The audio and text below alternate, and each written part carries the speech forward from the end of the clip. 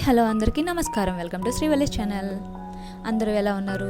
నేనైతే చాలా బాగున్నాను. మీరు కూడా చాలా బాగున్నారని అనుకుంటున్నాను.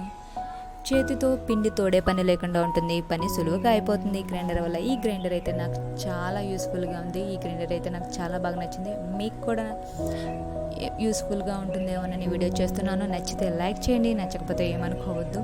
మీ దగ్గర కూడా ఇలాంటి గ్రైండర్ ఉంటే మీకు ఏ విధంగా అనిపించిందో కామెంట్ చేయండి. ముందుగా గ్రైండర్కి అయితే ఒక స్టాండ్ ఉంటుంది.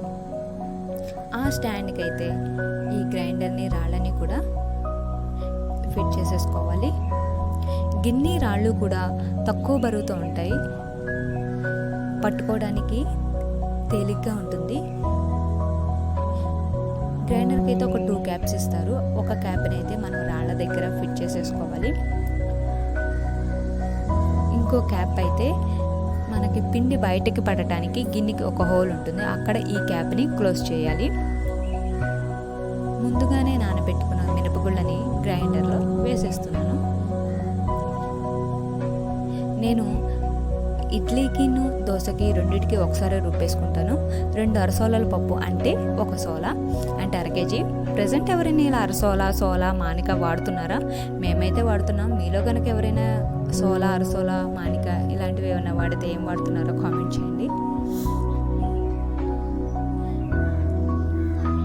ఈ విధంగా మనం మూత పెట్టేసి గ్రైండర్ని ఆన్ చేసేస్తే ఈ విధంగా అయితే పప్పు అనేది నలిగిపోతుంది. మనకి పిండి నలిగిందో లేదో చెక్ చేయాలంటే చేతులను మాత్రం పెట్టద్దు. మనకి ఇచ్చిన స్టిక్తో మాత్రమే తిప్పాలి. ఎట్టి పరిస్థితుల్లో కూడా చేతులు అనేది గ్రైండర్ ఆన్లో ఉన్నప్పుడు పెట్టకూడదు.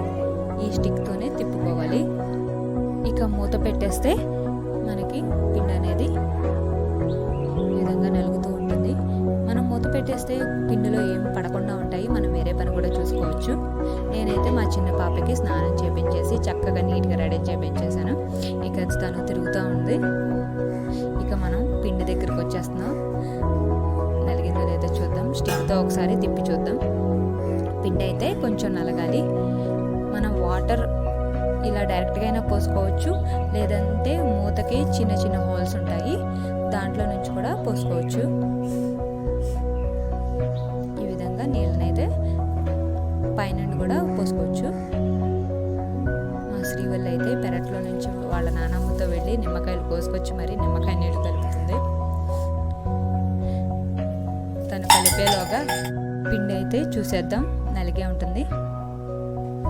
ఒకసారి స్టిక్తో తిప్పి చూద్దాం నలిగిందో లేదో. పిండి అయితే బాగా మెత్తగా నలిగిపోయింది. ఇక గ్రైండర్ని ఆఫ్ చేసి ఈ క్యాప్ని ఓపెన్ చేస్తే గ్రైండర్ని మళ్ళీ ఆన్ చేస్తే పిండి అనేది మనకి బయటకు పడుతుంది. రవ్వ కూడా మినపగుళ్ళతో పాటే నానబెట్టుకుంటాను. నేను శుభ్రంగా కడిగి పిండి పెట్టుకున్నాను. 1కి 3 పోస్తాను. గ్రైండర్లో ఉదిగిస్తుంది కదండి, అందుకే ఒక అరసోలకి 3 అరసోల రవ్వ పోసుకుంటాను. వరిపిండికి అయితే మేము బియ్యం ముందుగానే ఆడించేసుకుంటాం మిల్లులో దోశకి. ఇంకొన్ని నీళ్ళు అనేది మనం పోసుకుంటే మూత పెట్టేస్తే గిన్నెకి అంటుకున్న పిండి అనేది మొత్తం వచ్చేస్తుంది. మనకి వాష్ చేసేటప్పుడు అంత శ్రమ ఉండదు. గిన్నెకి అంటుకున్న పిండి మొత్తం వచ్చేస్తుంది. మనకి చేతితో తోడే పని లేకుండా వాటర్ అనేది పోసేసుకుంటే ఉన్న పిండి కూడా మొత్తం వచ్చేస్తుంది. ఈలోగా మా శ్రీవల్లి నిమ్మకాయ నీళ్ళు అయితే కలిపేసింది. ఎలా ఉన్నాయో చూడమంది. చాలా బాగున్నాయి, బాగా కలిపింది. ఇక పిండిని అయితే మనం తీసేసుకుందాం.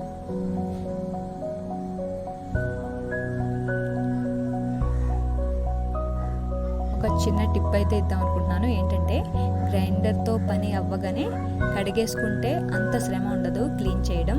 వెంటనే వాష్ చేసేయండి.